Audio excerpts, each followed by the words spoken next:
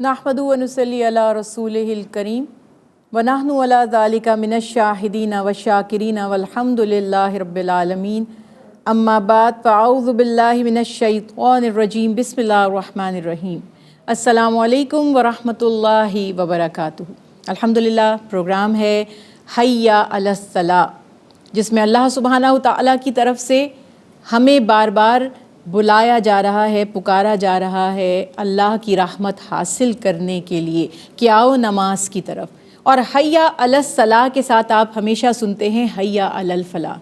तो हमेशा कोशिश करती रहूँगी हर प्रोग्राम में एक छोटा सा रिमाइंडर आपको दिया जाता रहे कि कामयाबी आज हर शख्स की ज़िंदगी का मकसद है और हर शख्स डेस्परेट है कामयाबी हासिल करने के लिए। हाँ, ये अलग बात है कि बज़ाहिर हमें जो मेजॉरिटी नज़र आ रही है लोगों की, जो तगो-दौ कर रहे हैं, जो स्ट्रगल कर रहे हैं, जो हर ज़रिया अपनाने की कोशिश कर रहे हैं अपने मकासद को पूरा करने और उन मकासद में कामयाब होने का, या यूँ कहूँ कि कामयाब होने का, वो दुनियावी अग़राज़ व मकासद उसमें ज़्यादा हैं।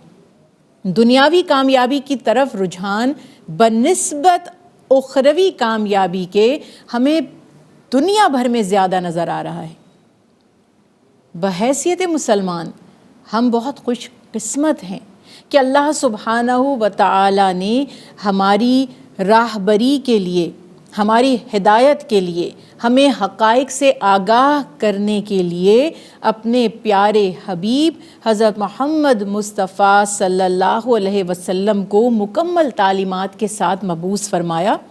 और आप सल्लल्लाहु अलैहि वसल्लम ने हम पर उन हकीकतों को भी ज़ाहिर फरमा दिया, आश्कार कर दिया, जो हम नहीं जानते थे। हम नहीं जानते थे कि मौत के बाद इंसान दोबारा उठाया भी जाएगा। देखिए ना, मेजॉरिटी लोग कुफ़ार और मुशरिकीन आज तक इसी बहस में उलझे हुए हैं कि जब हम मर जाएंगे और मट्टी में मिल जाएंगे तो दोबारा उठाए नहीं जाएंगे। कुरान पाक में क्या खूबसूरत दलाइल अता फरमाए गए कि वो रब जिसने पहली बार पैदा किया, जब तुम कुछ भी नहीं थे, तुम्हें वजूद अता कर दिया, तो तुम्हारी हड्डियों से या तुम्हारे ज़र्रात से या तुम्हारे मट्टी बने हुए बदन से दोबारा तुम्हें उठाना, उसके लिए क्या मुश्किल हो सकता है।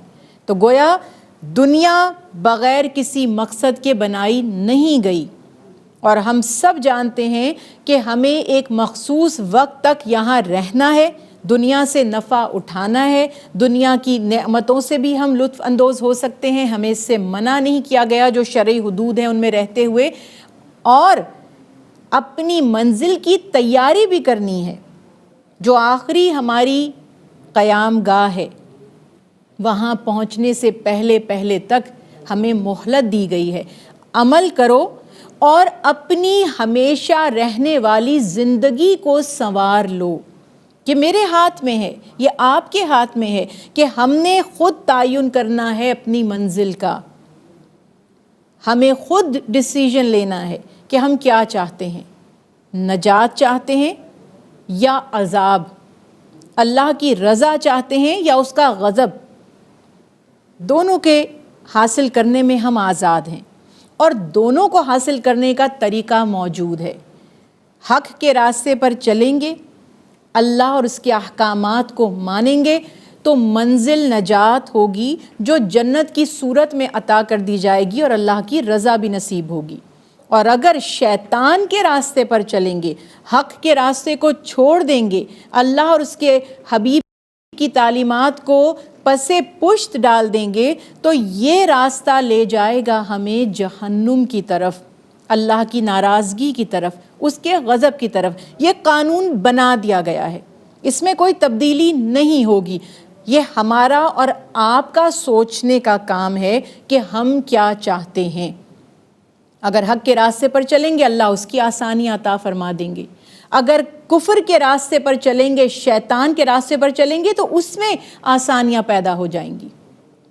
मगर अल्लाह ने हमें शऊर देकर भेजा, सोचना है, और इसी शऊर को बेदार रखने का ज़रिया है नमाज। اسی احساس کو پیدا کرنے اور ہمارے دل و دماغ میں قائم رکھنے کا ذریعہ ہے نماز۔ میں جب عرض کروں گی آپ سے کہ اللہ نے نماز کو کامیابی کیوں قرار دیا، تو آپ سے یہی عرض کروں گی کہ غور کیجئے۔ کبھی آپ نے کوئی پزلز وغیرہ گیمز دیکھی ہو، اگر اتفاق ہوا ہو، جواب اسی میں ہی ہوتا ہے، آپ کو صرف فوکس کرنا ہوتا ہے، ڈھونڈنا ہوتا ہے۔ کبھی کوئی سینری بنی ہوئی ہوتی ہے، ہم بچپن میں نیوز پیپر میں یہ اکثر دیکھتے تھے اور اس پزل کو سالو کرنے کی بھی کوشش کرتے تھے کہ اس پکچر میں فلاں فلاں چیزیں ہیں، ڈھونڈیے۔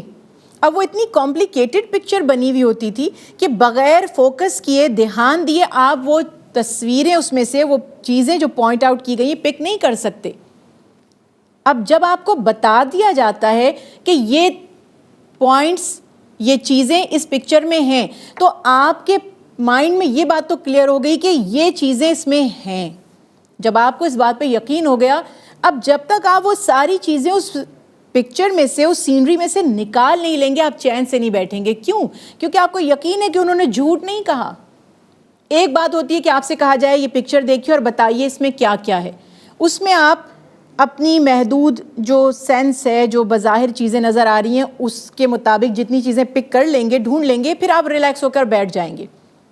لیکن دوسری صورت میں جب آپ کو بتا دیا جائے کہ فرض کیجئے یہ 5 چیزیں اس پکچر میں ہیں یا یہ 10 چیزیں اس پکچر میں ہیں، تو جب تک آپ وہ 10 یا 5 نکال نہیں لیں گے، آپ آرام سے نہیں بیٹھیں گے۔ نہیں، یہ پزل سالو نہیں ہوا۔ جب کہا گیا ہے کہ یہ چیزیں اس میں ہیں تو ہیں، اور مجھے یہ نکالنی ہے اس میں سے، تو آپ کو دنیاوی پزل پر، دنیا کی پیشن گوئیوں پر، دنیا کی حکمتوں پر، دنیا کی ریسرچ پر یقین ہے۔ کوئی ڈاکٹر بتا دیتا ہے اس بیماری کی علامات یہ ہیں، اس کا علاج یہ ہے، یقین کرتے ہیں۔ ہوتی ہیں نا ہمارے آس پاس ایسی مثالیں۔ تو جب اللہ سبحانہ تعالیٰ نے فرما دیا کہ کامیابی نماز میں ہے تو ہے، فرق صرف ڈھونڈنے کا ہے۔ ڈھونڈیے اسے نماز میں، دیکھیے، سمجھیے، سوچئے کہ یہ کامیابی نماز میں ہے کہاں، کیسے ملے گی مجھے کامیابی؟ مجھے تو 20 سال ہو گئے، 30 سال ہو گئے، 40 سال ہو گئے، 50 سال ہو گئے نمازیں پڑھتے ہوئے، کامیابی ابھی تک ملی کیوں نہیں؟ اس لیے نہیں ملی کہ سمجھا ہی نہیں کہ ملنی کیسے تھی۔ بتا دیا گیا خزانہ یہاں ہے، ڈھونڈیے تو صحیح۔ یہ کامیابی کا ذریعہ ہے نماز، اور ہم اس کو کھوجنے کی، اس کو ڈھونڈنے کی، اس کو تلاش کرنے کی کوشش کریں گے۔ جس دن ہمیں نماز سمجھ آ جائے گی تو کامیابی بھی نظر آ جائے گی۔ اللہ سبحانہ وتعالی ہماری مدد فرمائیں، اللہ سبحانہ وتعالی ہماری رہنمائی فرمائیں۔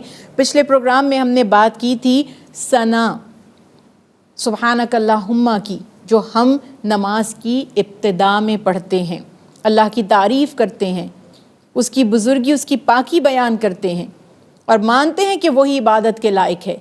اس کے بعد تعوذ اور تسمیہ، تعوذ اعوذ باللہ من الشیطان الرجیم کہنا، تسمیہ اللہ کے ذکر سے کام کو شروع کرنا، بسم اللہ الرحمن الرحیم،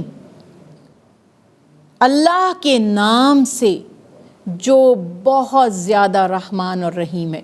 اب سب سے پہلے یہ یاد رکھیے، تعوذ ہم پڑھتے ہیں، اعوذ باللہ من الشیطان الرجیم کہتے ہیں، تو یہ ہم کیوں کہتے ہیں؟ قرآن پاک میں بھی اللہ سبحانہ تعالیٰ کا حکم ہے کہ جب تم اللہ کا ذکر کرنے لگو تو اللہ کی پناہ میں آ جائے کرو۔ اعوذ، میں پناہ چاہتا ہوں، محفوظ ہونا چاہتا ہوں، حفاظت میں آنا چاہتا ہوں، من الشیطان، من سے، شیطان، شیطان، ابلیس، میں اپنے آپ کو بچانا چاہتا ہوں شیطان سے۔ کیوں؟ الرجیم، کیونکہ وہ تو دھتکارا ہوا ہے، راندہ درگاہ ہے، ہمیشہ کے لیے اللہ کی رحمت سے مایوس ہے۔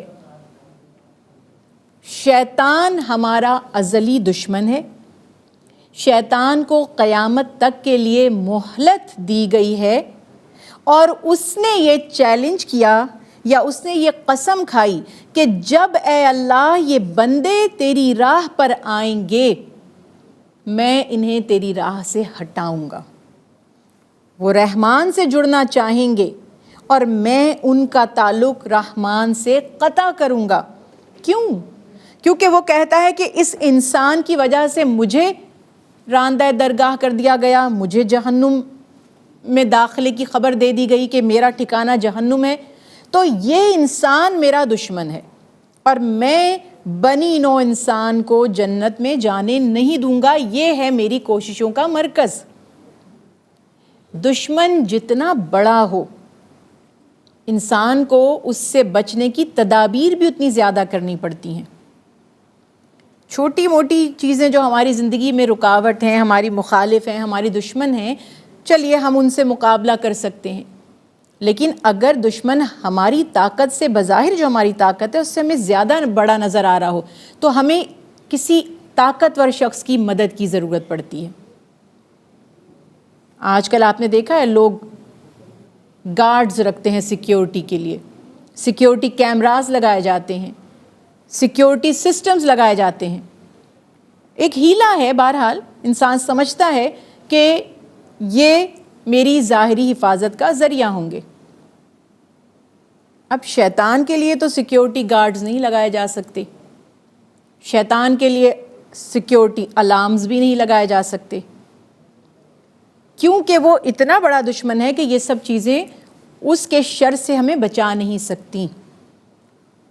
اس کے شر سے ہمیں صرف اللہ سبحانہ و تعالیٰ کی ذات ہی بچا سکتی ہے۔ اسی لیے جب شیطان نے یہ قسم کھائی کہ میں بندوں کو بہکاؤں گا تو اللہ سبحانہ و تعالیٰ نے واضح طور پر بیان فرما دیا کہ میرے مخلص بندے تیرے بہکانے میں نہیں آئیں گے۔ اب یہ مخلص بننا کام ہمارا ہے۔ جس دن ہمارے عمل میں اخلاص پیدا ہو جائے گا تو شیطان کا کوئی شر ہمیں نقصان نہیں پہنچا سکے گا۔ ہم کیا کریں گے؟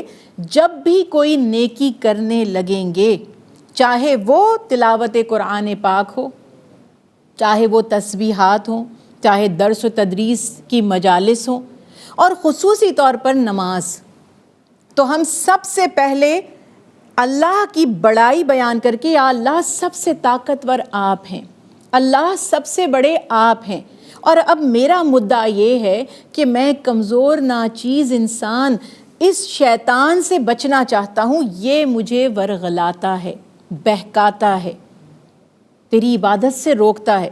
تو کیا ہوگا کہ اس لمحے ہم اللہ کی پناہ میں آ جائیں گے، اللہ سبحانہ و تعالی ہمیں بچا لیں گے۔ کیونکہ ایسا بھی تو ہوتا ہے نا کہ نماز پڑھی اور ریاکاری دل میں پیدا ہو گئی، عبادت کی اور دل میں تکبر آ گیا، گویا کسی نہ کسی طرح شیطان نے ہماری اس عبادت کے اجر و ثواب اور اثر کو زائل کرنا ہے۔ تو اس لیے ہم نہیں سمجھتے کہ کس طرح ہم گمراہ ہو سکتے ہیں، بہک سکتے ہیں، بھٹک سکتے ہیں۔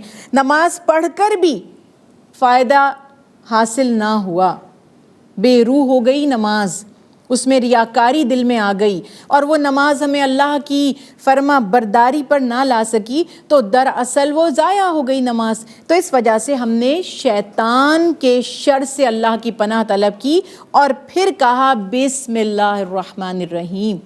یہ 19 حروف جو ہیں جنت میں لے جانے کا سبب ہیں، دوزخ سے بچانے کا سبب ہیں۔ اور آپ صلی اللہ علیہ وسلم نے فرمایا جس شخص نے اللہ کے نام سے اپنے کام کو شروع کیا، اللہ سبحانہ و تعالیٰ اس کے لیے آسانیاں اور اسباب پیدا فرما دیں گے اور اس کے کام میں برکت عطا فرما دیں گے۔ تو گویا ہم نے یہ کہا کہ میں اس کام کا آغاز یا اپنی نماز کا آغاز اللہ کے نام سے کرتا ہوں، جو رحمان ہے، جو رحیم ہے، یعنی اللہ سبحانہ تعالیٰ ہی کی توفیق تھی، یہ اسی کا فضل تھا، یہ اسی کا کرم تھا، یہ اسی کی رحمت تھی کہ میں بارگاہ الہی میں کھڑے ہونے کے قابل ہوا۔